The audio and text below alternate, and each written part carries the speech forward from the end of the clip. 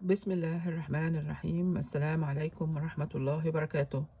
ايه حكاية الكردان المصري المسروق؟ هو ده اللي في الصورة. وانا طبعا يعني دايما بحب اجيب الحاجات المصرية علشان ولادي يشوفوها ويستعملوها زي ما كانوا اجدادهم بيستعملوها.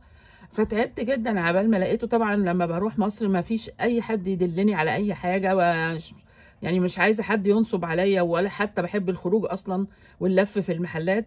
فالمهم فانا بالصدفة البحتة لقيته قدامي فاشتريته. فلما اشتريته افتكرت انه الشركة نفسها، يا شركة يعني امريكية مشهورة، حاطاه تحت اسم ان هو مغربي، يعني مجوهرات مغربية او حاجة زي كده. هم مش غلطانين. هم مش غلطانين لانه احنا في مصر اللي ما بنعملش في حاجه اسمها بيتنت، او اللي هو يسجل حاجه باسمه الشخص، سواء كانت اختراع اكله ايا كان. احنا مقصرين جدا. واغاني، الاغاني نفس الشيء برضو.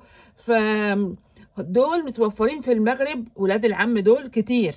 فدول بقى هم بيبيعوا الحاجات ديت بضعف الثمن. انا كنت يعني محظوظه ان انا جبتها من موقع تاني كاتب ان هي ايجيبشن، ان هي مصريه. عموما ان شاء الله باذن واحد احد مصر تفضل دايما محافظه على حاجتها ان شاء الله ان شاء الله. وربنا يهدينا جميعا.